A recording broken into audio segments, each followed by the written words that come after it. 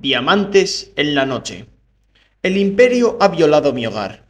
Eso pensaba Roran mientras escuchaba los angustiados gemidos de los hombres heridos en la batalla de la noche anterior contra los Razak y los soldados.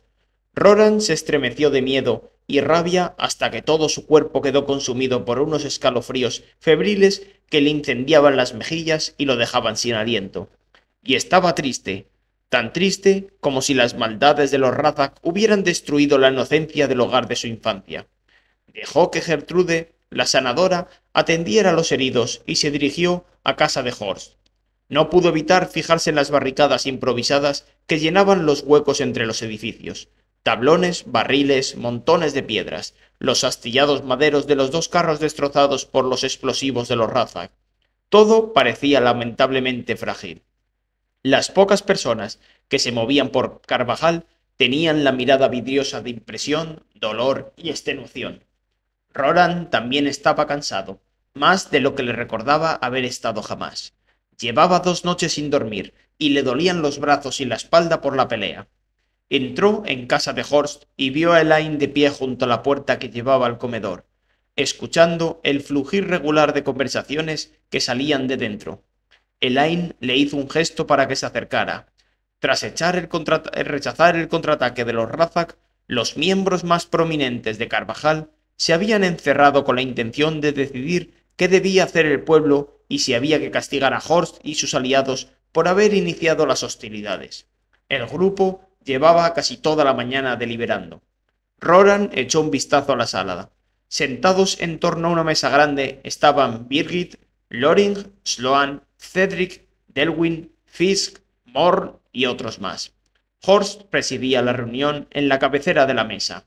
«Y yo digo que ha sido estúpido y temerario», exclamaba Kissel apoyado en sus huesudos codos.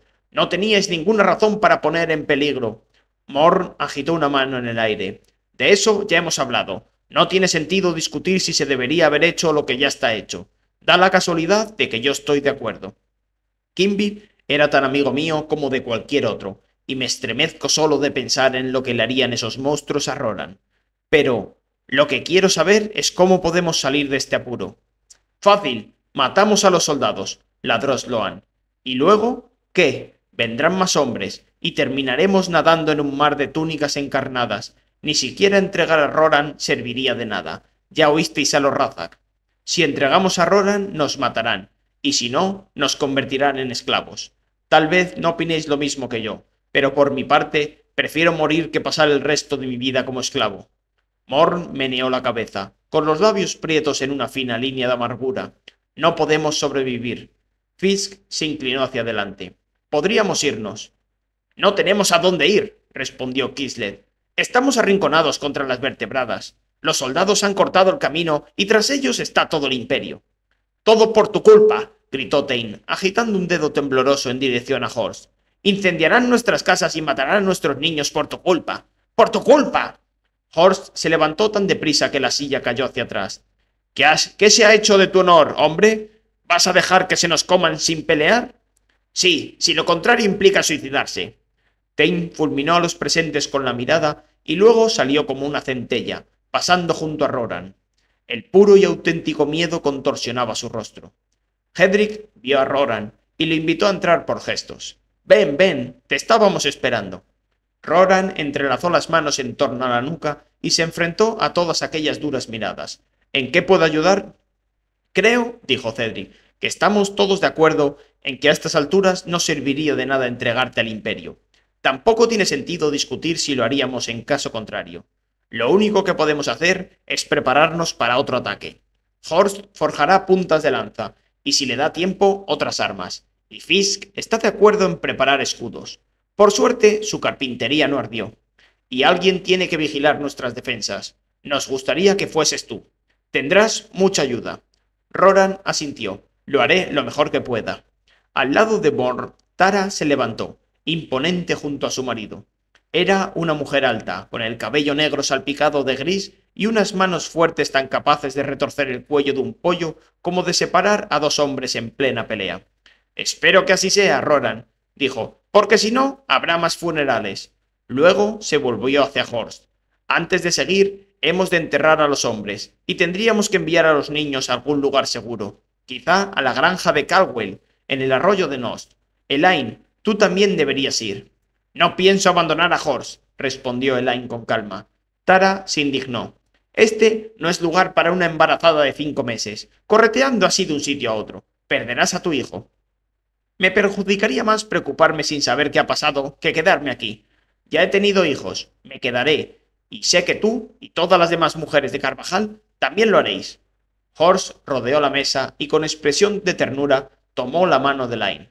Tampoco yo aceptaría que no estuvieras a mi lado. En cambio, los niños se han de ir. Cowley los cuidará bien, pero debemos asegurarnos de que el camino hasta su granja esté despejado. No solo eso, intervino Loring con voz grave. Ninguno de nosotros, ni un solo maldito hombre, puede tener nada que ver con las familias en el valle. Aparte de Cowley, por supuesto, no pueden ayudarnos, y no queremos que esos profanadores les creen problemas. Todos estuvieron de acuerdo en que tenían razón. Luego se terminó la reunión y quienes habían participado en ella se dispersaron por Carvajal. Al poco, sin embargo, volvieron a congregarse, junto con casi todo el resto del pueblo, en el pequeño cementerio que quedaba detrás de la casa de Gertrude. Había 10 cuerpos, con mortajas blancas dispuestos junto a las tumbas, con un ramito de cicuta sobre cada uno de los pechos fríos y un amuleto de plata en cada cuello. Gertrude dio un paso adelante y recitó sus nombres. Parr, Wycliffe, Geth, Badrick, Fadol, Hale, Garner, Kelby, Melkolf y Alben. Les puso guijarros negros en los ojos y luego levantó los brazos, alzó el rostro al cielo y empezó a entonar una temblorosa letanía. Las lágrimas brotaban de sus ojos cerrados mientras su voz oscilaba con las frases inmemorables. Suspiraba y gemía con el dolor de la aldea. Cantó acerca de la tierra y la noche, y sobre el eterno dolor de la humanidad, de quien nadie puede librarse. Cuando el silencio absorbió la última nota de duelo, los familiares alabaron los logros y la personalidad de sus seres queridos. Luego enterraron los cuerpos. Mientras escuchaba, Roran desvió la mirada hacia el tumulto atónito en el que habían enterrado a los 3 soldados. Noel Fagwell mató a uno, yo a otros 2. Aún sentía la impresión visceral que le habían provocado sus músculos y sus huesos al ceder, al crujir, al ablandarse bajo su martillo. Se le agitó la bilis y tuvo que esforzarse por no vomitar ante los ojos de todo el pueblo. Soy yo quien los ha destruido. Roran nunca había imaginado que mataría a alguien. Sí, ni lo había deseado. Sin embargo, había terminado con más vidas que nadie de Carvajal. Se sentía como si llevara una marca de sangre en la frente. Se fue en cuanto pudo, sin detenerse siquiera a hablar con Katrina, y ascendió hasta un punto desde el que podía supervisar todo Carvajal, y pensar cómo protegerla mejor. Por desgracia, las casas quedaban demasiado apartadas para formar un perímetro defensivo si se limitaban a fortificar los espacios entre los edificios. A Roran tampoco le parecía buena idea que los soldados pelearan junto a los muros de las casas y pisotearan sus jardines. El río Anora cierra el flanco oeste, pensó, pero en el resto de Carvajal ni siquiera podríamos evitar que entrara un crío. ¿Podemos construir en unas pocas horas algo tan sólido que sirva de barricada?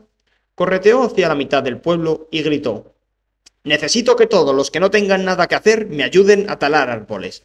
Al poco rato, algunos hombres empezaron a salir de sus casas y se acercaron por las calles. «¡Vamos! ¡Más gente! ¡Hemos de ayudar todos!». Roran esperó al ver que el grupo que lo rodeaba seguía creciendo.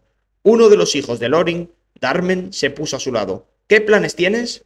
Roran alzó la voz para que los oyeran todos. «Necesitamos un muro en torno a Carvajal. Cuanto más grueso, mejor. Supongo que si conseguimos unos cuantos árboles grandes, los tumbamos y les afilamos las ramas, a los razas les costará mucho pasar por encima». «¿Cuántos árboles crees que harán falta?», preguntó Orval. Roran duró mientras trataba de medir a ojo el perímetro de Carvajal. «Al menos 50, tal vez 60, para hacerlo bien». Los hombres maldijeron y empezaron a discutir. «¡Esperad!». Roran contó a los presentes en multitud.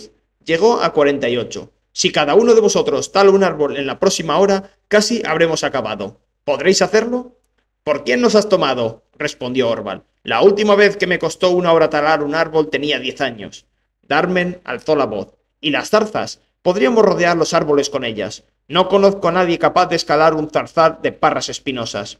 Roran sonrió. Es una buena idea. Además, los que tengáis hijos, decidles que pongan el arnés a los caballos para que podamos arrastrar los troncos hasta aquí.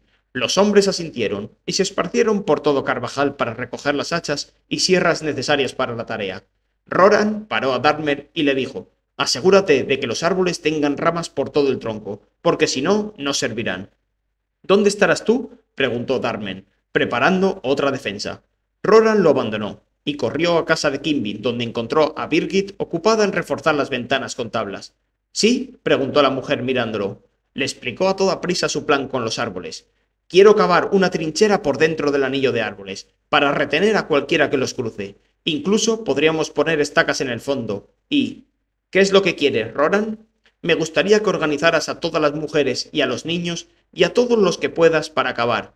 Tengo que encargarme de demasiadas cosas y no nos queda mucho tiempo. Roran la miró directamente a los ojos. Por favor. Birgit frunció el ceño. ¿Por qué me lo pides a mí? Porque odias a los Razak tanto como yo, y sé que harás todo lo posible por detenerlos. Sí, susurró Birgit. Luego entrelazó las manos con rudeza. Muy bien, como quieras, pero nunca olvidaré, Roran Garlus, que fuiste tú y tu familia quienes provocasteis la condena de mi marido. Se fue a grandes zancadas antes de que Roran pudiera contestar. Aceptó con ecuanimidad su animadversión. Era de esperar, si se tenía en cuenta su pérdida. Aún tenía suerte de que no hubiera iniciado un duelo de sangre. Luego se puso en marcha y corrió hacia el punto en que el camino principal entraba en Carvajal. Era el punto más débil de la aldea, y requería una doble protección. No se puede permitir que los Razak se limiten a abrirse paso con una explosión. Roran reclutó a Baldor y juntos se pusieron a excavar una fosa perpendicular al camino. Me tengo que ir pronto, le avisó Baldor entre dos golpes de pica. Papá me necesita en la forja. Roran gruñó sin alzar la mirada. Mientras trabajaba, su mente se llenó de nuevo del recuerdo de los soldados, el aspecto que tenían cuando los golpeó y la sensación, la horrible sensación de aplastar un cuerpo como si fuera una cepa podrida. Mareado, paró de trabajar. Se fijó en la conmoción que recorría Carvajal mientras la gente se preparaba para el siguiente asalto. Cuando se fue Baldor, Roland terminó a solas la fosa, que llegaba a la altura de los muslos, y luego se fue al taller de Fisk. Con permiso del carpintero, hizo que arrastraran con caballos 5 leños del montón de leña puesta a secar. Una vez allí, los instaló con la punta hacia arriba dentro de la fosa de tal modo que formaran una barrera impenetrable a la entrada de Carvajal. Cuando estaba apisonando la tierra, en torno a los troncos, apareció Darmen, a trote. «Ya tenemos los árboles. Están empezando a ponerlos en su sitio». Roran lo acompañó hacia el extremo norte de Carvajal, donde 12 hombres se esforzaban por alinear 4 pinos verdes lustrosos, mientras una reata de caballos comandados por el látigo del muchacho regresaban al pie de las colinas. La mayoría de nosotros ayudamos a recoger los árboles. Los otros se han animado. Cuando me he ido, parecían dispuestos a talar el resto del bosque. Bien, no nos irá mal que sobre leña. Darmen señaló unos densos zarzales amontonados al borde de los campos. Los he cortado a la orilla de la ñora. Úsalos como quieras. Voy a buscar más. Roran le dio una palmada en el brazo y se volvió hacia el lado oeste de Carvajal, donde había una larga y curva hilera de mujeres, niños y hombres cavando la tierra. Se acercó a ellos y vio que Birgit daba órdenes como un general y repartía agua entre los cavadores. La trinchera ya tenía 1,5 metros de ancho y medio metro de profundidad. Cuando Birgit se detuvo a respirar hondo, Roran le dijo: «Estoy impresionado». Ella se retiró un mechón de la cara sin mirarlo. «Primero hemos arado la tierra, luego ha sido más fácil. ¿Tienes una pala para mí?» Birgit señaló una pila de herramientas al otro lado de la trinchera. Mientras caminaba hacia ella, Roran divisó el brillo cobrizo de la melena de Katrina entre las espaldas inclinadas. A su lado, Sloan clavaba la pala en la suave tierra con una energía furiosa y obsesiva, como si pretendiera despellejar la tierra, arrancarle su piel de arcilla y mostrar la musculatura que se escondía tras ella. Tenía los ojos enloquecidos y mostraba la dentadura en una mueca retorcida, pese a las motas de polvo y suciedad que se posaban en sus labios. Roran se estremeció al percibir la expresión de Sloan y pasó deprisa. mirando hacia otro lado para no encontrarse con sus ojos, inyectados en sangre. Agarró una pala y la clavó de inmediato en el suelo, esforzándose por olvidar sus preocupaciones al calor de la extenuación física. El día avanzó en un continuo ajetreo, sin pausas para comer o descansar. La trinchera se volvió más grande y profunda, rodeó 2/3 del pueblo y alcanzó la orilla del río Anora. Toda la tierra suelta quedó apilada por el lado interior de la trinchera para intentar evitar que alguien pudiera saltarla y para obstaculizar a quien pretendiera salir de ella escalando. El muro de árboles quedó listo a primera hora de la tarde. Roran dejó de cavar y se puso a ayudar a los que afilaban las incontables ramas, superpuestas y entrelazadas en la medida de lo posible, y a quienes colocaban los zarzales. De vez en cuando tenía que sacar un árbol para que los granjeros como Eivor pudieran meter su ganado en el territorio ahora seguro de Carvajal. Hacia el atardecer, las fortificaciones eran más seguras y extensas de lo que Roran se había atrevido a esperar, aunque todavía requerían unas cuantas horas de trabajo para completarlas del todo satisfactoriamente.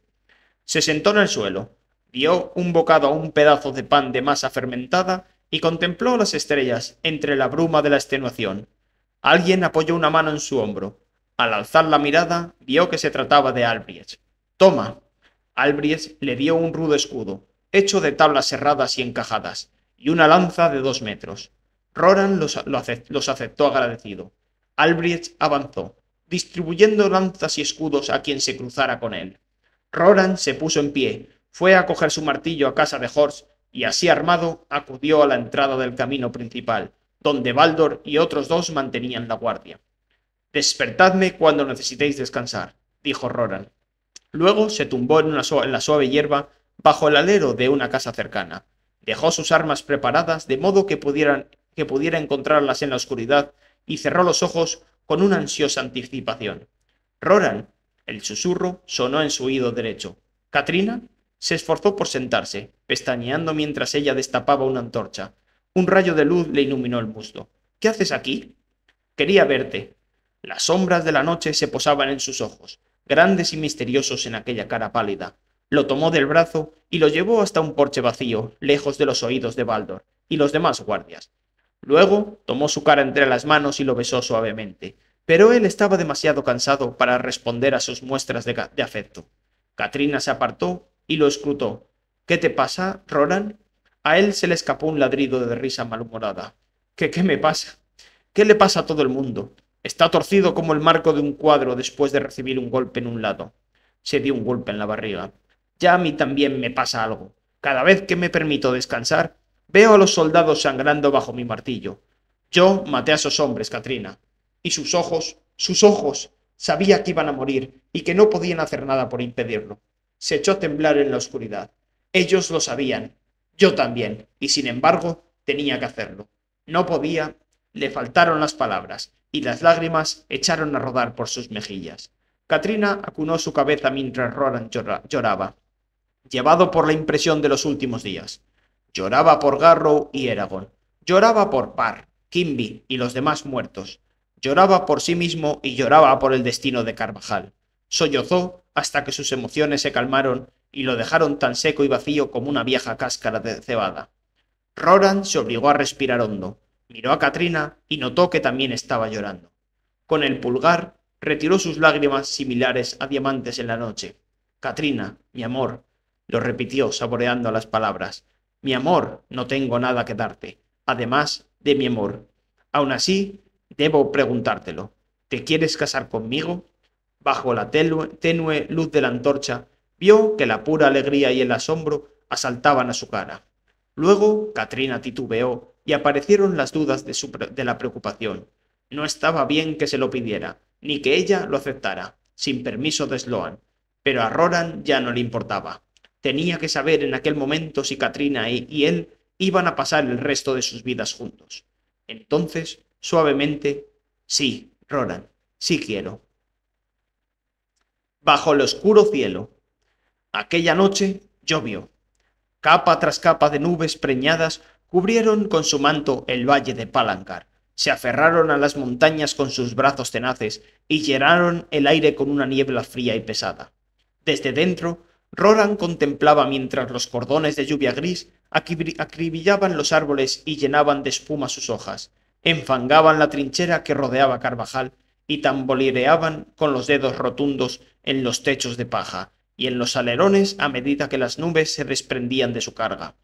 A media mañana la tormenta había amainado, aunque una llovizna continua seguía horadando la niebla. Pronto empapó el pelo y la ropa de Roran cuando éste ocupó la guardia en la barricada del camino principal. Se acuclilló junto a los troncos verticales, se sacudió la capa y luego se encajó la capucha en torno a la cara y trató de ignorar el frío. A pesar del tiempo, Roran estaba excitado y exultante por la alegría que le daba la aceptación de Katrina. Estaban comprometidos. En su mente era como si la pieza que le faltaba al mundo hubiera encajado en su lugar, como si se le garantizara la confianza de un guerrero invulnerable. ¿Qué importaban los soldados, o los Razak, o el Imperio, ante un amor como el suyo? Pelillos a la mar. Sin embargo, a pesar de aquella nueva dicha, su mente estaba concentrada por completo en lo que se había convertido en el acertijo más importante de su existencia: cómo asegurarse de que Katrina sobreviviera a la ira de Galbatorix. Desde que despertara, no había pensado en otra cosa. Lo mejor sería que se fuera a la granja de Carwley, decidido, con la mirada fija en el brumoso camino, pero no aceptará irse, salvo que Sloan se lo mande. Tal vez consiga convencerlo. Estoy seguro de que desea tanto como yo librarla del peligro. Mientras pensaba en maneras de abordar al carnicero, las nubes se espesaron de nuevo y la lluvia redobló su asalto a la aldea. Arqueándose en oleadas punzantes alrededor de Roran, los charcos cobraban vida cuando los perdigones de agua tamborileaban en su superficie y rebotaban hacia arriba como saltamontes asustados.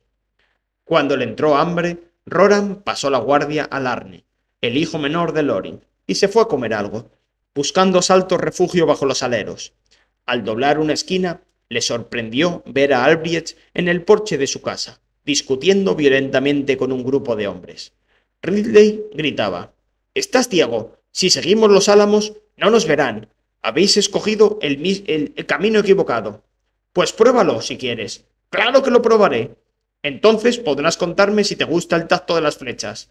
«Tal vez», dijo Tain. «No seamos tan torpes como vosotros». Albright se volvió hacia él con un gruñido. «Tus palabras son tan torpes como tus sesos. No soy tan estúpido como para poner en peligro a mi familia bajo la única protección de unas hojas de árbol que ni siquiera he visto nunca». A Tain se le salían los ojos de las órbitas, y su rostro adquirió un tono manchado de profundo escarlata. «¿Qué?», se mofó Albright. «¿No tienes lengua?». Tain rugió y golpeó con el puño a Albright en la mejilla. Albright se rió. «Tu brazo es débil, como el de una mujer». Luego agarró a Tain por un hombro y lo lanzó al fango, fuera del porche, donde quedó tumbado y aturdido. Roran agarró la lanza como si fuera un palo y se plantó junto a Albright de un salto, para evitar que Ridley y los demás le echaran la mano encima. «¡Ya basta!», rugió Roran furioso. «Tenemos otros enemigos. Convocaremos una asamblea, y los árbitros decidirán si debe compensarse a Albright o a Tain, pero hasta entonces no podemos pelear entre nosotros». «Es muy fácil decirlo», escupió Ridley. «No tienes mujer ni hijos». Luego ayudó a Tain a levantarse y se fue con el resto del grupo. Roran miró con dureza a Albright y se fijó en la magulladura amoratada que empezaba a extendérsele bajo el ojo derecho. «¿Cómo ha empezado?», preguntó. «Yo». Albright se detuvo con una mueca y se palpó la mandíbula. «He salido de inspección con Darmen. Los Razak han apostado soldados en varias colinas. Pueden vernos desde el otro lado de la Nora y a lo largo del valle. Uno de nosotros podría arrastrarse detrás de ellos sin que lo vieran, pero no podríamos llevar a los niños hasta Calway sin matar a los soldados, y en ese caso sería como anunciar a los Razak a dónde nos dirigimos». El miedo se apoderó de Roran y fluyó por su corazón y sus venas como un veneno. ¿Qué puedo hacer? Mareado por la sensación de condena, rodeó los hombros de Albright con un brazo. «Ven, será mejor que Gertrude te eche un vistazo». «No», respondió Albright, deshaciéndose de su brazo. «Tiene casos más urgentes que yo». Respiró hondo con anticipación, como si fuera a tirarse de cabeza a un lago, y avanzó pesadamente bajo el chubasco en dirección a la forja. Roran lo vio partir, meneó la cabeza y entró. Se encontró a Elaine sentada en el suelo con una hilera de niños, afilando un montón de puntas de lanza con limas y piedras de afilar. Roran llamó la atención de Elaine con un gesto. Cuando estuvieron en otra habitación, le contó lo que acababa de pasar. Elaine maldijo con crudeza, lo cual le sorprendió porque nunca la había visto usar semejantes palabras, y luego preguntó: ¿Tiene Tain motivos para plantear un duelo? Probablemente, admitió Roran. Se han ofendido los dos, pero los insultos de Albrecht eran más graves. De todos modos, el primer golpe lo ha dado Tain. Tú también podrías declarar un duelo. Tonterías, afirmó Elaine, envolviéndose los hombros con un chaleco. Esta disputa la resolverán los árbitros. Si hemos de pagar una multa, da lo mismo, siempre que se evite el derramamiento de sangre. Salió hacia la puerta delantera, con una lanza en la mano. Preocupado, Roran encontró pan y carne en la cocina, y luego ayudó a los niños a afilar las puntas de lanza. Cuando llegó Felda, una de las madres, Roran dejó a los niños a su cargo y cruzó Carvajal con esfuerzo para llegar al camino principal. Cuando se agachó sobre el fango, un rayo de luz del sol estalló bajo las nubes e iluminó los pliegues de la lluvia de tal modo que cada gota brilló con un fuego cristalino. Roran lo miró fijamente, anonadado, haciendo caso omiso del agua que le corría por la cara.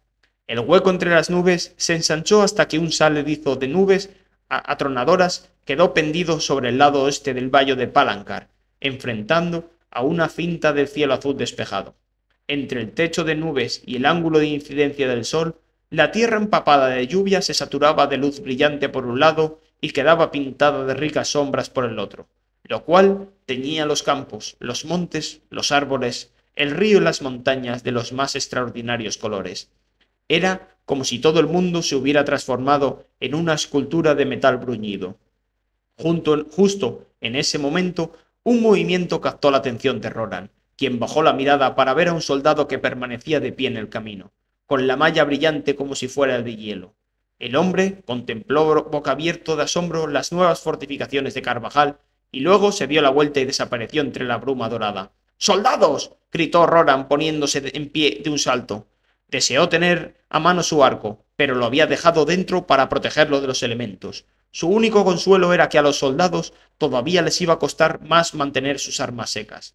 Los hombres y mujeres salieron de las casas, se reunieron junto a la trinchera y miraron entre los pinos amontonados que formaban el muro. Las ramas largas lloraban gotas de humedad, gemas traslúcidas que reflejaban montones de ojos ansiosos. Roran se encontró al lado de Sloan. El carnicero llevaba uno de los escudos improvisados por Fisk en la mano izquierda, y en la derecha una de las cuchillas de la carnicería, curvada como una media luna. Llevaba un cinto festoneado con al menos media docena de cuchillos, largos y afilados como navajas.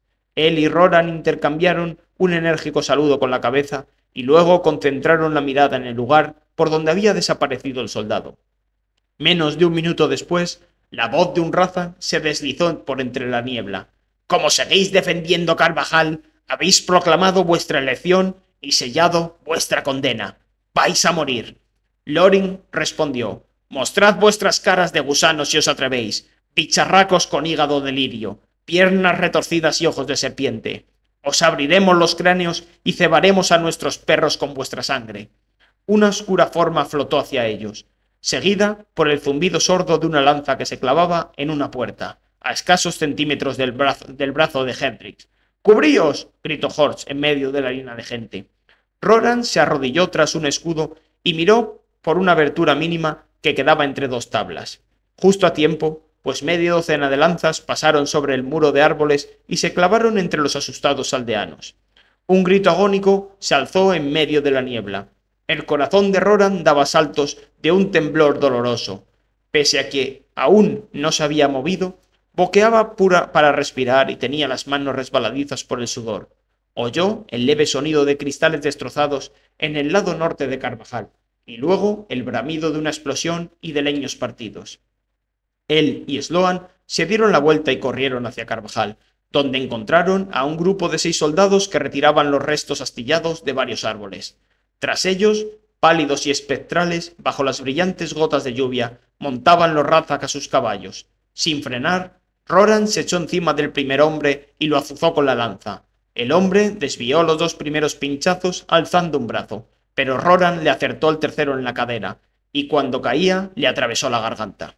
Sloan gritó como una bestia encolerizada, Lanzó su cuchillo y le partió el yelmo a otro de los hombres, aplastándole el cráneo. Dos soldados cargaron con las espadas desenfundadas. Sloan dio un paso a un lado, se echó a reír y bloqueó sus ataques con el escudo.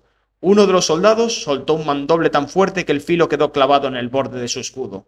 Sloan lo acertó de un tirón y lo atravesó cerca del ojo con uno de los cuchillos de trinchar que llevaba en el cinto. Sacó otro y rodeó a un nuevo oponente con una sonrisa de maníaco. ¿Quieres que te despedace y te corte los tendones?, le preguntó, casi haciendo cabriolas, con una risotada terrible y sangrienta. Roran perdió la lanza al enfrentarse al siguiente hombre. Apenas logró sacar el martillo a tiempo para evitar que una espada le cortase la pierna. El soldado que le había arrancado la lanza la blandía ahora contra él y apuntaba al pecho. Roran soltó el martillo, agarró la lanza a medio vuelo, lo cual le sorprendió a él tanto como a los soldados. La giró en el aire y atravesó con ella la armadura y las costillas del hombre que se la había tirado. Como se había quedado sin arma, se vio obligado a retirarse frente al último soldado. Tropezó con un cadáver y al caer se hizo un corte en la pantorrilla con una espada, y tuvo que rodar para esquivar el golpe que le lanzaba el soldado con las dos manos. Manoteó frenéticamente entre el lodo que le llegaba a los tobillos en busca de algo, cualquier cosa que le sirviera de arma. Se golpeó los dedos con una empuñadura y arrancó el puñal del lodo para lanzar un tajo hacia la mano que sostenía la espada del soldado, a quien hirió en el pulgar. El hombre se quedó mirando fijamente el muñón brillante y dijo: «Eso es lo que pasa por no cubrirme con un escudo». «Eso», concedió Roran, y lo decapitó. El último soldado cedió al pánico y salió volando hacia los espectros impasibles de los Razak, mientras Sloan lo bombardeaba con un torrente de insultos y ofensas. Cuando el soldado rasgó al fin la brillante cortina de lluvia, Roran contempló con un estremecimiento de horror cómo las dos figuras negras se inclinaban desde sus corceles a ambos lados del hombre y lo agarraban por la nuca con sus manos retorcidas. Los crueles dedos apretaron y el hombre aulló desesperado en plena convulsión, y luego quedó inerte. Los Razak dejaron su cadáver sobre una de las sillas, dieron la vuelta a sus monturas y se mancharon. Roran se estremeció y miró a Sloan, que limpiaba sus cuchillos. «Has luchado bien». Nunca había sospechado que el carnicero tuviera tal ferocidad. Sloan contestó en voz baja: «Nunca atraparán a Katrina. Nunca, aunque tenga que despellejarlos o enfrentarme a 1000 húrgalos, y además al rey. Antes de que sufra un solo rasguño, sería capaz de derrumbar al mismísimo cielo y permitir que el imperio se ahogara en su propia sangre». Solo entonces cerró la boca, encajó el último cuchillo en el cinto y se puso a arrastrar los 3 pinos partidos a su posición original. Mientras tanto, Roran hizo rodar los cuerpos de los soldados muertos sobre el barro pisoteado para apartarlos de las fortificaciones. «Ya he matado a 5. Tras completar su faena, estiró el cuerpo y miró a su alrededor, sorprendido, pues no se oía más que el silencio y el silbido de la lluvia. ¿Por qué no ha venido nadie a ayudarnos? Preguntándose qué más había ocurrido, regresó con Sloan al escenario del primer ataque. 2 soldados pendían sin vida de las afiladas ramas del muro de árboles, pero no fue eso lo que llamó su atención. Horst y los demás aldeanos estaban arrodillados en círculo en torno a un cuerpo pequeño. Roran contuvo la respiración. Era Elmund, hijo de Delwyn. El muchacho, que apenas tenía 10 años, había recibido el golpe de una lanza en el costado. Sus padres estaban sentados en el lodo, a su lado, con los rostros duros como la piedra. «Hay que hacer algo», pensó Roran, al tiempo que se arrodillaba, apoyándose en la lanza. Pocos niños vivían más allá de los 5 o 6 años, pero perder al primogénito a esa edad, cuando todo indicaba que iba a crecer alto y fuerte para ocupar el lugar de su padre en Carvajal, eso podía destrozar a cualquiera. Katrina, los niños, hay que protegerlos a todos. Pero, ¿dónde? ¿Dónde? ¿Dónde? Lago abajo con la corriente. El día que salieron de Tarna, Eragon hizo el esfuerzo de aprenderse el nombre de todos los guardias de Undine. Se llamaban Ama, Tilga, Edin, Exvar, Skrinen, que a Eragon le parecían impronunciable, aunque le contaron que significaba corazón de lobo, Dudmer y Thor. Cada balsa tenía una pequeña cabina en el centro. Eragon prefería pasar el tiempo sentado al borde de los troncos, viendo pasar las Veor. Las grajillas y algún martín pescador revoloteaban a lo largo del claro río.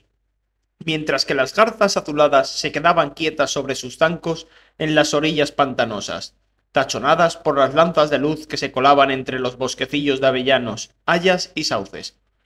De vez en cuando, una rana toro croaba desde un brote de lechos. Cuando Oric se sentó a su lado, Eragon dijo: «¡Qué bonito!». Eso sí, el enano concedió tranquilamente su pipa y luego se recostó y soltó una bocanada. Eragon escuchó los crujidos de la madera y las cuerdas mientras Trilga dirigía la balsa por el lago, por el largo remo de popa. «Oric, ¿me puedes contar por qué Brum se unió a los Bardenos? Sé tan pocas cosas de él. Durante la mayor parte de mi vida, solo fue el contacuentos del pueblo. Nunca se unió a los Bardenos, solo ayudó a fundarlos». Oric se detuvo para tirar un poco de ceniza al río. Cuando Galbatorix se convirtió en rey, Brum era el único jinete que quedaba vivo, aparte de los apóstatas. Pero no era un jinete, ya no, habían matado a su dragón en la batalla de Doru Areaba. Bueno, tenía la formación de un jinete. Brum fue el primero que organizó a los amigos y aliados de los jinetes, que se habían visto obligados a exiliarse. Fue él quien convenció a Hotgar para que permitiera a los bardenos vivir en Fatherdur, y quien obtuvo la ayuda de los elfos. Guardaron silencio un rato. ¿Por qué renunció Brum al liderazgo?, preguntó Eragon. Oric sonrió con ironía. Tal vez nunca lo quiso. Eso fue antes de que Hotgar me adoptara, así que yo no sé mucho de la vida de Brum en Trondheim. Siempre estaba en algún otro lugar, luchando con los apóstatas o liado en cualquier conspiración. ¿Tus padres están muertos? Sí, se los llevó la viruela cuando era joven. Hotgar tuvo la bondad de acogerme en su salón, y como no tiene hijos, me nombró su heredero. Eragon pensó en su yelmo, marcado con el símbolo del Ingentium. Conmigo también ha sido bueno. Cuando llegó el crepúsculo, los enanos colgaron una antorcha en cada esquina de las balsas. Recordaron a Eragon que las antorchas eran rojas porque permitían ver de noche. Se quedó junto a Arya y estudió las profundidades puras e inamovibles de las antorchas. ¿Sabes cómo las hacen?, preguntó. Con un hechizo que regalamos a los enanos hace mucho tiempo. Lo usan con mucha habilidad. Eragon alzó una mano, se rascó la barbilla y las mejillas y notó el rastrojo de barba que había empezado a crecerle. ¿Podrías enseñarme más magia mientras viajamos? Ella lo miró, manteniendo un perfecto equilibrio sobre los oscilantes troncos. No me corresponde. Te está esperando un profesor. Al menos dime una cosa, insistió. ¿Qué significa el nombre de mi espada? La voz de Arya sonó suave. Tu espada se llama Suplicio. Es lo que fue hasta que tú la blandiste. Eragon miró a Zarro con adversión. Cuanto más sabía de su arma, más malvada le parecía, como si su filo pudiera causar desgracias por su propia voluntad. No es solo que Morzan matara con ella a los jinetes, es que hasta su propio nombre es malvado. Si no se lo hubiera dado Brum, y si no fuera porque Zarro nunca se desafilaba y nada podía partirla, Eragon la hubiera tirado al río en aquel mismo momento. Antes de que oscureciera más, Eragon se acercó nadando a Saphira. Volaron juntos por primera vez desde la salida de Trondheim y se alzaron sobre el Azragni, donde el aire era fino y el agua, allá abajo, apenas parecía una línea morada. Sin la silla, Eragon se agarraba con fuerza a Saphira con las rodillas y notó que sus duras escamas le rozaban las cicatrices del primer vuelo. Cuando Saphira se inclinó a la izquierda para alzarse con una corriente de aire, Eragon vio 3 manchas marrones que saltaban desde la falda de la montaña y ascendían con rapidez. Al principio creyó que eran halcones, pero a medida que se acercaron se dio cuenta de que medían casi 2 metros de largo y tenían colas cortas y alas ásperas. De hecho, parecían dragones, pero sus cuerpos eran más pequeños, más flacos y más serpentinos que el de Saphira. Y sus escamas no brillaban, sino que estaban moteadas de verde y marrón. Agitado, Eragon se la señaló a Saphira. ¿Pueden ser dragones?, preguntó. No lo sé. Saphira se quedó flotando e inspeccionó a los recién llegados, que ascendían hacia ellos trazando espirales. Las criaturas parecían asombradas al ver a Saphira. Se lanzaron contra ella, pero en el último momento se pusieron a sisear y descendieron en picado. Eragon sonrió y quiso proyectar su mente para entrar en contacto con sus pensamientos. Cuando lo hizo, Los tres animales retrocedieron y aullaron, abriendo las fauces como serpientes hambrientas. Su aullido desgarrador era mental, además de físico. Atravesó a Eragon con una fuerza salvaje, con la intención de incapacitarlo. Safira también lo sintió. Sin cortar el convulso aullido, las criaturas atacaron con sus afiladas zarpas. —¡Espera! —advirtió Safira. Plegó el lado izquierda y dio media vuelta en el aire para esquivar a dos de los animales, y luego aleteó deprisa para alzarse sobre el tercero. Al mismo tiempo, Eragon se esforzó con furia por bloquear el aullido. En cuanto notó su mente despejada, quiso recurrir a la magia. —¡No los mates! —dijo Safira. —Quiero vivir esta experiencia. Aunque las criaturas eran más ágiles que Safira, ella les aventajaba en tamaño y fuerza. Una de las criaturas se lanzó contra ella. Safira se echó hacia atrás de golpe para volar boca abajo y dio una patada al animal en el pecho. La intensidad del aullido fue disminuyendo al retirarse el enemigo. Safira agitó las alas y trazó un giro a la derecha para recibir de frente a los otros dos animales, que se le echaban encima a la vez. Arqueó el cuello. Eragon oyó un profundo tronido entre sus costillas, y luego una lengua de fuego salió rugiendo de sus fauces. Un halo de azul líquido envolvió la cabeza de Safira y brilló entre sus escamas como gemas, hasta que soltó unas gloriosas centelladas y pareció elevarse por dentro. Las dos bestias aullaron de desánimo y se desviaron hacia los lados. El asalto mental cesó cuando se alejaron a toda prisa, descendiendo hacia la ladera de la montaña. —¡Casi me tiras! —dijo Eragon, soltando los brazos acalambrados con que agarraba por el cuello. Ella lo miró con aire de suficiencia. —Casi, pero no. —Tienes razón —se rió Eragon. Iluminados por la emoción de la victoria, volvieron a las balsas. Cuando aterrizaron entre dos alerones de agua, Ori gritó: —¿Os han herido? —No —contestó Eragon. El agua helada se arremolinaba en torno a sus piernas mientras Safira se acercaba nadando a la balsa. —¿Era otra raza exclusiva de las Beor? Ori le ayudó a subir a la balsa. —Los llamamos Fangur. No son tan inteligentes como los dragones, y no son capaces de echar fuego, pero no dejan de ser formidables enemigos. —Ya lo hemos visto.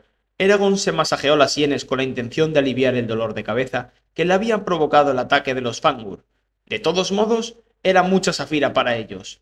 —Por supuesto —dijo la dragona. —Ellos cazan así —explicó Ori. Usan sus mentes para inmovilizar a la presa mientras la matan. Safira movió la cola para salpicar a Eragon. —Es una buena idea. Quizás lo pruebe la próxima vez que vaya de caza. Eragon asintió. En la lucha tampoco vendría mal. Arya se acercó al borde de la balsa. —Me alegro de que no los hayáis matado. Los Fangur son tan escasos que la pérdida de esos tres hubiera sido tremenda. —A pesar de eso, consiguen comerse buena parte de nuestros rebaños —gruñó Thor desde dentro de la cabina. El enano se acercó a Eragon, mascullando irritado entre los nudos retorcidos de su barba. —No vuelvas a volar mientras estemos en las Beor, asesino de sombras. Bastante difícil resulta conservarte intacto sin que te pongas a luchar con tu dragona contra víboras aladas. —Permaneceremos en superficie hasta que lleguemos a los llanos —prometió Eragon. —Bien. Cuando se detuvieron al pasar la noche, los enanos amarraron las balsas a unos álamos temblones de la desembocadura de un arroyuelo. Ama encendió un fuego mientras Eragon ayudaba a Exvar a bajar a nieve de fuego a tierra. Ataron al semental en una zona de hierba. Thor supervisó la instalación de 6 tiendas grandes. Hedin recogió leña suficiente para aguantar hasta el amanecer, y Dudmer sacó las provisiones de la segunda balsa y empezó a preparar la cena. Arya quedó de guardia al borde del campamento, donde pronto se le unieron Exvar, Ama y Trigla, una vez finalizadas sus tareas.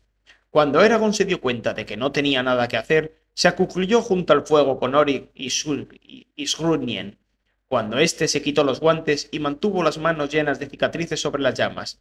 Eragon se fijó en unas puntas de hierro pulido, de apenas medio centímetro, que sobresalían de todos los nudillos del enano, salvo en los pulgares. —¿Qué es eso? —preguntó. Skinner miró a Orik y se rió. —Son mis Askusgalman, mis puños de hierro. Sin levantarse, se dio media vuelta y golpeó el tronco de un álamo temblón y dejó 4 agujeros simétricos en la corteza. Skinner se volvió a reír. —Van muy bien para golpear cosas, ¿eh? La curiosidad y la envidia de Eragon aumentaron. —¿Cómo se hacen? O sea, ¿Cómo se atan las puntas a tus manos? Skynden titubeó, en busca de las palabras adecuadas. Un sanador te une en un sueño profundo para que no sientas ningún dolor. Luego te taladran. Sí, te taladran un agujero en las articulaciones. Se detuvo y empezó a hablar deprisa con Orik en el lenguaje de los enanos. En cada agujero encajan un cilindro de metal, explicó Orik. Se usa la magia para fijarlo en su lugar, y cuando el guerrero se recupera del todo, se pueden meter en los cilindros puntas de diversos tamaños. Sí, mira, dijo Sunnin, sonriendo. Cogió la punta que quedaba sobre el índice de la mano izquierda, la sacó cuidadosamente del nudillo y se la pasó a Eragon. Eragon sonrió mientras rodaba el afilado muñón sobre la palma de la mano. No me importaría tener mis propios puños de hierro. Devolvió la punta a Sungien. Es una operación peligrosa, advirtió Orik. Pocos Kurnan tienen Ashungan, porque es fácil perder la capacidad de usar las manos si el taladro se hunde demasiado. Alzó un puño y se lo mostró a Eragon. Nuestros huesos son más gruesos que los vuestros. No sé si funcionaría en un humano. Lo recordaré. Sin embargo, Eragon no podía evitar imaginar cómo sería pelear con Ashkungan. Ser capaz de golpear lo que quieras impunemente. Incluso un húrgalo con armadura le encantaba la idea. Después de cenar, Eragon se retiró a su tienda. La luz que arrojaba el fuego le permitía ver la silueta de Safira acostada junto a su tienda, como una figura recortada en papel y enganchada a un lienzo. Eragon se sentó con las mantas por encima de las piernas y se miró el regazo, aturdido pero sin deseos de dormir todavía. Desatada, su mente se puso a pensar en el hogar. Se preguntó cómo les iría a Roran, a Horst y a todos los de Carvajal, y si haría el suficiente calor en el valle de Palancar para que los granjeros pudieran empezar a plantar sus cultivos. La añoranza y la tristeza se apoderaron de él de repente. Sacó un cuenco de madera de su bolsa, cogió la bota de agua y lo llenó hasta el borde. Luego se concentró en una imagen de Roran y susurró: «Draun, copa». Como siempre, el agua se oscureció antes de relucir para revelar el objeto invocado. Eragon vio a Roran sentado a solas en un dormitorio iluminado por una vela, y reconoció que era en casa de Horst. Debe de haber abandonado su trabajo en Tennisford, pensó. Su primo estaba recostado en las rodillas y tenía las manos entrelazadas mientras miraba fijamente la pared con una expresión que Eragon supo interpretar como señal de que se enfrentaba a algún problema difícil. Aun así, parecía en buen estado, aunque algo desanimado, lo cual reconfortó a Eragon. Al cabo de un minuto liberó la magia, puso fin al hechizo y la superficie del agua se aclaró. Tranquilo, Eragon vació el cuenco, se tumbó y alzó las mantas hasta la barbilla. Cerró los ojos y se sumió en la cálida penumbra que separaba la conciencia del sueño, en la que la realidad se curvaba y cimbreaba el aire del pensamiento, y la creatividad florece, liberada de las limitaciones, y todo es posible. El sueño se apoderó de él. Apenas pasó nada mientras descansaba, pero justo antes de despertarse, los habituales fantasmas de la noche fueron reemplazados por una visión tan clara y vibrante como cualquiera que pudiera experimentar despierto. Vio un cielo torturado, negro y encarnado de humo. Cuervos y águilas volaban en círculos por encima de las flechas que rasgaban el aire de un lado a otro en plena batalla. Había un hombre despatarrado en el barro revuelto, con el yelmo partido y la malla ensangrentada. Su rostro se escondía detrás de un brazo. Una mano con guante de hierro entró en la visión de Eragon. El guante estaba tan cerca que emborronaba de hierro bruñido la visión de medio mundo. Como una máquina inexorable, el pulgar y los últimos 3 dedos se cerraban en un puño, dejando el dedo índice como un tronco para señalar al hombre del suelo con la autoridad del mismísimo destino. La visión seguía ocupando la mente de Eragon cuando salió a rastras de la tienda. Encontró a Safira algo alejada del campamento, mordisqueando un pellejo. Cuando le contó lo que había visto, se detuvo a medio bocado. Luego, con un golpe de cuello, se tragó un pedazo de carne. La última vez que ocurrió, dijo la dragona, resultó ser una predicción verdadera de cosas que ocurrían en otro sitio. ¿Crees que hay alguna batalla en Alagaesia? Eragon dio una patada a una rama suelta. No estoy seguro. Brun dijo que solo se podía invocar gente, rostros y cosas que ya hubiera visto antes. Sin embargo, nunca he visto ese lugar. Tampoco había visto a Aria la primera vez que soñé con ella en Teir. Tal vez Togira y Konoka pueda explicárnoslo. Mientras se preparaban para partir, los enanos parecían mucho más relajados ahora que se habían alejado de Tarra. Cuando empezaron a descender por el Az-Ragni con sus pértigas, Exvar, que capitaneaba la balsa en la que iba Nieve de Fuego, se puso a cantar con voz muy grave. Abajo con la rápida corriente, de la sangre acumulada de Kilf, deslizamos nuestros troncos retorcidos para el hogar, para el clan, para el honor. Bajo el solemne tanque del cielo, entre las hondonadas de lobos de hielo, en los bosques arrastramos la madera destripada, para el hierro, para el oro y el diamante. Que ciña mi mano las heridas para descortezar y cuiden mi piedra las hojas de la batalla, mientras abandono el hogar de mis padres en busca de las tierras vacías del más allá. Los demás enanos se unieron a Exvar y pasaron a su propia lengua para entonar los siguientes versos. El lento pálpito de sus voces acompañó a Eragon mientras se desplazaba con cautela hacia la otra punta de la balsa, donde Aria permanecía sentada con las piernas cruzadas. He tenido una visión mientras dormía, le dijo. Aria lo miró con interés, y él le contó las imágenes que había visto. Si es una invocación... No lo es, contestó Aria. Hablaba con deliberada lentitud, como si quisiera evitar cualquier malentendido. He pensado mucho en cómo me viste presa en Gilgead, y creo que mientras yo estaba inconsciente, mi espíritu buscaba auxilio allá donde pudiera encontrarlo. ¿Y por qué yo? Aria asintió mirando hacia donde Safira flotaba en el agua. Me acostumbré a la presencia de Safira durante los 15 años que pasé al cuidado del huevo. Cuando entré en contacto con tus sueños, iba en busca de algo que me resultara familiar. ¿De verdad eres tan fuerte como para contactar con alguien que está en Teir desde Gilgead? Encima, te habían drogado. El fantasma de una sonrisa se posó en los labios de Aria. Podría quedarme ante las mismísimas puertas de Boengar, y aún así me oirías con tanta claridad como ahora. Hizo una pausa. Si no me invocaste tú en Tern, tampoco puedes haber invocado este nuevo sueño. Debe de ser una premonición. Se sabe que han ocurrido entre las razas sensibles, pero sobre todo entre los conocedores de la magia.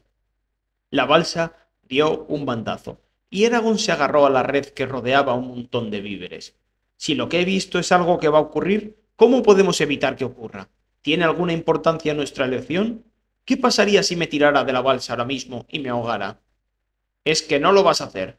Aria tocó la superficie del río con su largo índice izquierdo y miró la única gota que quedó prendida en su piel, como una lente temblorosa. Una vez, hace muchos años, el elfo Maerzadi tuvo la premonición de que mataría accidentalmente a su hijo en una batalla. En vez de vivir para verlo, prefirió suicidarse para salvar a su hijo, y demostrar de paso que el futuro no está determinado. Aparte de matarte, en cualquier caso, hay poco que puedas hacer para cambiar tu destino, pues no sabes qué opciones te llegarían a la porción particular de tiempo que has visto. Agitó la mano y la gota salpicó el tronco que lo separaba. Sabemos que es posible obtener información del futuro, pues los adivinos predicen a menudo los distintos caminos que podría tomar la vida de una persona, pero no hemos sido capaces de refinar el proceso hasta el extremo de que puedas escoger qué quieres ver, dónde y cuándo quieres verlo. A Eragon, el concepto de extraer conocimiento del tiempo le parecía profundamente inquietante. Planteaba demasiadas dudas sobre la naturaleza de la realidad. Incluso si el destino y la aventura existen, lo único que puedo hacer es disfrutar del presente y vivir con la mayor honradez posible. Aún así, no pudo evitar la pregunta. En cualquier caso, ¿qué puede impedir invocar un recuerdo? Todo lo que contienen lo he visto. O sea, ¿que sería capaz de verlos por medio de la magia? La mirada de Aria se clavó en la suya. Si concedes algún valor a tu vida, nunca lo intentes. Hace muchos años, algunos de nuestros hechiceros se dedicaron a desafiar los enigmas del tiempo. Cuando intentaron invocar su pasado, solo lograron crear una imagen borrosa en sus espejos, antes de que el hechizo consumiera su energía y los matara. No hicimos más experimentos al respecto. Hay quien dice que el hechizo funcionaría si participaran en él más magos, pero nadie está dispuesto a aceptar el riesgo y esa teoría ha quedado sin demostrar. Incluso si se pudiera invocar el pasado, serviría para poco. Y para invocar el futuro, tendrías que saber exactamente qué va a pasar, dónde y cuándo, y en ese caso, ya no tendría sentido. Por eso es un misterio que la gente tenga premoniciones mientras duerme, que pueden hacer de modo inconsciente algo ante lo que se han rendido nuestros más grandes sabios. Las premoniciones podrían estar ligadas a la mismísima naturaleza y textura de la magia, o tal vez funcionen igual que los recuerdos ancestrales de los dragones. No lo sabemos. Muchos caminos de la magia aún están por explorar. Se puso en pie con un solo movimiento fluido. Procura no perderte en ellos. Deslizarse. El valle se fue ensanchando a lo largo de la mañana, a medida que las balsas avanzaban hacia un luminoso hueco entre dos montañas. Llegaron a la abertura a mediodía, y se encontraron mirando desde las sombras una soleada pradera que se extendía hacia el norte. Luego la corriente los empujó más allá de los peñascos, y los muros del mundo se retiraron para revelar un cielo gigantesco y un horizonte liso. Casi de inmediato se calentó el aire. El haz Ragni se curvó hacia el este, recortando las laderas de la cadena montañosa por un lado y las llanuras por el otro. Aquella cantidad de espacio abierto parecía inquietar a los enanos. Empezaron a murmurar entre ellos y miraban con añoranza la fisura cavernosa que dejaban atrás. A Eragon la luz del sol le pareció vigorizante. Era difícil sentirse verdaderamente despierto cuando 3/4 del día transcurrían bajo el crepúsculo. Detrás de su balsa, Zafira abandonó el agua y echó a volar por la pradera hasta que su figura menguó y se convirtió en una manchita agitada en la bóveda celeste. ¿Qué ves?, le preguntó Eragon. Veo grandes rebaños de gacelas al norte y al este. Al oeste, el desierto de Haderach. Eso es todo. ¿Nada más? ¿Ni húrgalos, ni esclavistas, ni nómadas? Estamos solos. Aquella tarde, Thor escogió una pequeña caleta para acampar, mientras Dunmer preparaba la cena. Eragon despejó un espacio junto a su tienda, desenfundó a Zarrock y adoptó la postura de preparación que le había enseñado Brum la primera vez que se entrenaron juntos. Eragon sabía que tenía mucha desventaja con respecto a los elfos, y no tenía intención de llegar a Yesmenad desentrenado.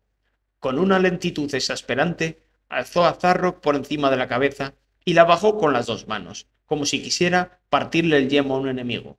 Mantuvo la postura un segundo, manteniendo un control absoluto sobre el movimiento. Pivotó hacia la derecha, mostrando la punta de Zarrock para bloquear un golpe imaginario, y luego se quedó quieto con los brazos rígidos. Con el rabillo del ojo vio que Ori, Arya y Thor lo miraban. Los ignoró y se concentró solo en el filo de rubí que sostenía en sus manos. Lo aguantó como si fuera una serpiente que pudiera retorcerse para librarse de su agarre y morderle el brazo. Se dio la vuelta de nuevo, inició una serie de figuras, fluyendo de una a otra con una disciplinada facilidad a medida que aumentaba gradualmente la velocidad.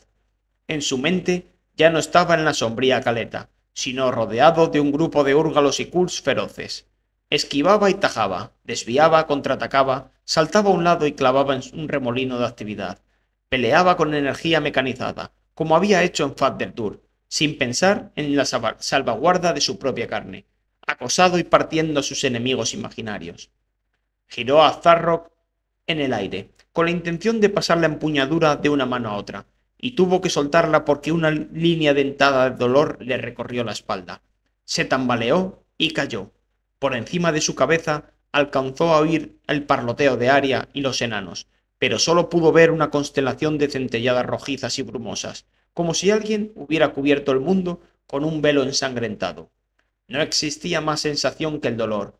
Borraba cualquier otro pensamiento, cualquier razonamiento, para dejar solo un animal feroz que aullaba para que lo soltaran.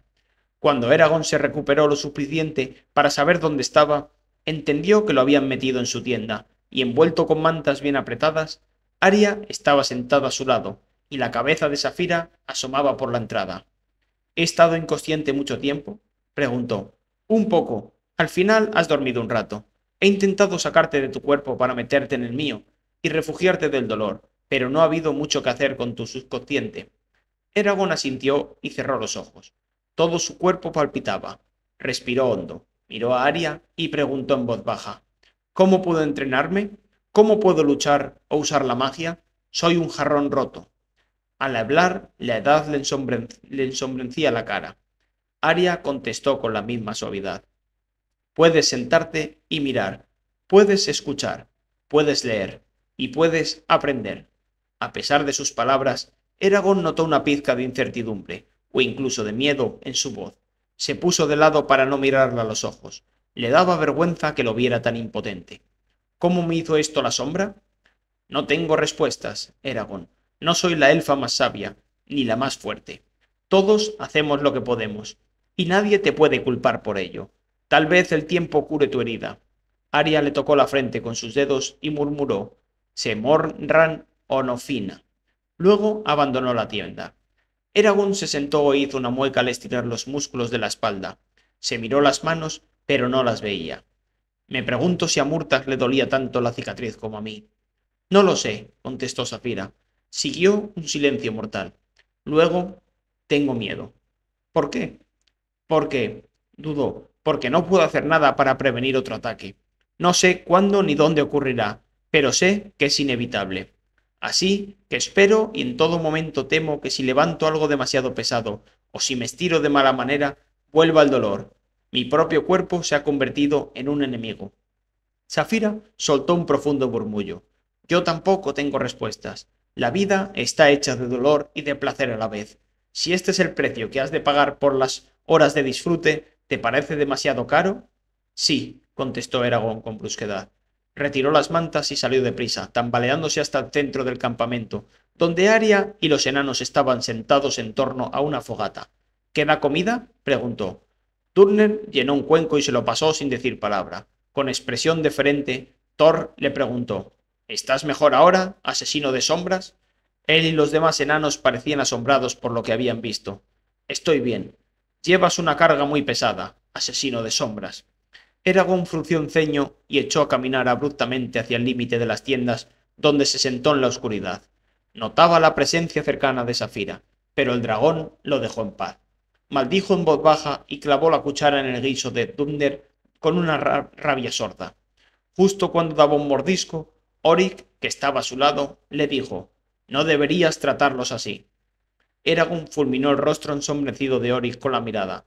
¿Qué? Thor y sus hombres han venido para protegeros a ti y a Safira. Morirán por vosotros si es necesario, y confían en que les proveas un entierro sagrado. Debes recordarlo. Eragon contuvo una respuesta ruda y clavó la mirada en la negra superficie del río, siempre en movimiento, nunca detenido, con la intención de calmarse. Tienes razón, me he dejado llevar por el temperamento. Los dientes de Oryx brillaron en la oscuridad cuando sonrió. Es una lección que todo jefe debe aprender. A mí me la enseñó Hotgar a golpes cuando le tiré una bota a un enano que se había dejado la alabarda en un lugar donde cualquiera podía pisarla. ¿Acertaste? Le partí la nariz, se rió Oryx, a pesar de su enfado. Eragon se rió también. Recordaré que no debo hacerlo. Sostenía el cuenco con las manos para que no se enfriara. Oyó un tintineo metálico porque Oryx estaba sacando algo de su bolsa. Toma, dijo el enano, al tiempo que soltaba en la palma de la mano de Eragon unos anillos de oro entrelazados. Es un juego que usamos para hacer pruebas de inteligencia y habilidad. Hay 8 cintas. Si las dispones del modo adecuado, forman un solo anillo. A mí me resulta útil para distraerme cuando estoy preocupado. Gracias, murmuró Eragon, ya embelesado por la complejidad de aquella prueba reluciente. Si consigues montarlo, te lo puedes quedar. Al volver a la tienda, Eragon se tumbó boca abajo y estudió los anillos a la escasa luz que se colaba por la entrada. 4 cintas enroscadas a otras 4. Todas eran suaves por la mitad inferior y tenían una masa simétrica y retorcida en la superior, por donde se encajaban con las demás piezas. Tras probar unas cuantas combinaciones, se frustró enseguida por una sencilla razón. Parecía imposible separar los dos grupos de cintas en paralelo de tal modo que pudieran quedar todas planas. Absorbido por el reto, olvidó el terror que acababa de soportar. Eragon se despertó justo antes del amanecer. Se frotó los ojos para sacudirse el sueño. Salió de la tienda y estiró la musculatura. Su respiración se volvía blanca bajo el fresco aire de la mañana. Saludó con una inclinación de cabeza a Skriener y mantenía la guardia junto al fuego. Y luego caminó hacia la orilla del río y se lavó la cara, pestañeando bajo la impresión del agua fría. Localizó a Safira con su mente, se ató a Zarrock a la cintura y se dirigió hacia ella entre las hayas que flanqueaban el haz Ragni. Al poco rato, las manos y la cara de Eragon estaban cubiertas de rocío por un enmarañado muro de zarzales de capulí que obstaculizaban el camino. Con esfuerzo, se abrió paso entre el nudo de ramas y salió a la llanura silenciosa. Una colina redonda se alzaba ante él. En su cresta estaban Safira y Aria, como dos estatuas. Miraban al este, donde un brillo líquido se alzaba hacia el cielo y teñía de ámbar la pradera. Cuando la claridad iluminó a las dos figuras, Eragon recordó que Safira se había puesto a mirar la salida del sol desde su cama apenas 4 horas después de nacer. Era como un halcón o un gavilán, con aquellos ojos duros y centelleantes bajo la frente huesuda, el duro arco del cuello y la librosa fuerza grabada en todas las líneas de su cuerpo. Era una cazadora y estaba dotada de toda la salvaje belleza que eso implicaba. Los rasgos angulosos de Aria y su agilidad de pantera encajaban a la perfección al lado del dragón. No había ninguna discrepancia en sus comportamientos, mientras permanecían bajo los primeros rayos del alba. Un cosquilleo de asombro y alegría recorrió la columna de Eragon. Como jinete, aquel era su lugar. De todas las cosas que había en Alagaesia, él había tenido la suerte de verse unido a aquello. El asombro llevó lágrimas a sus ojos y le provocó una sonrisa salvaje de puro júbilo que disipó todas las dudas y los miedos con la pujanza de su pura emoción. Sin perder la sonrisa, ascendió a la cumbre, ocupó su lugar al lado de Safira y juntos contemplaron la llegada del nuevo día. Aria lo miró. Eragon le sostuvo la mirada, y algo se sacudió en su interior. Se puso rojo sin saber por qué, y sintió una repentina conexión con ella, una sensación de que ella lo entendía mejor que nadie, aparte de Safira. Su reacción lo dejó confundido, pues nadie le había afectado antes de esa manera. Durante el resto del día, Eragon solo tuvo que volver a pensar en aquel momento para recuperar la sonrisa y notar en las entrañas un remolino de extrañas sensaciones que no lograba identificar. Se pasó la mayor parte del tiempo sentado, con la espalda apoyada en la cabina de la balsa, trabajando con el anillo de Oryx y viendo pasar el cambiante paisaje. Hacia el mediodía pasaron por la boca del valle, y otro río se fundió con el Azragni, que dobló su tamaño y su velocidad de tal modo que las orillas ya quedaron separadas por más de 1,5 kilómetros. Lo único que podían hacer los enanos era evitar que las balsas fueran arrastradas por pecios de un naufragio ante la inexorable corriente, para no chocar con los troncos que de vez en cuando aparecían flotando. Casi 2 kilómetros después de que se unieran los dos ríos, el Azragni enfiló hacia el norte y pasó junto a una cumbre solitaria coronada por las nubes, que se alzaban aparte del cuerpo central de la cadena de las Beor, como una gigantesca torre erguida para mantener la vigilancia sobre las llanuras. Los enanos hicieron una reverencia al pico nada más verlo, y Oryx le contó a Eragon: «Es Moldun el Orgulloso. Es la última montaña verdadera que tenemos durante el viaje». Cuando amarraron las balsas para pasar la noche, Eragon vio que Oryx desenvolvía una larga caja negra incrustada con madreperlas, rubíes y trazos curvos de plata. Oryx accionó un broche y luego alzó la tapa para descubrir un arco sin encordar, encajado en terciopelo rojo. Los brazos del arco parecían de ébano, y sobre este fondo se habían grabado complejas figuras de parras, flores, animales y runas, todas ellas del más fino oro.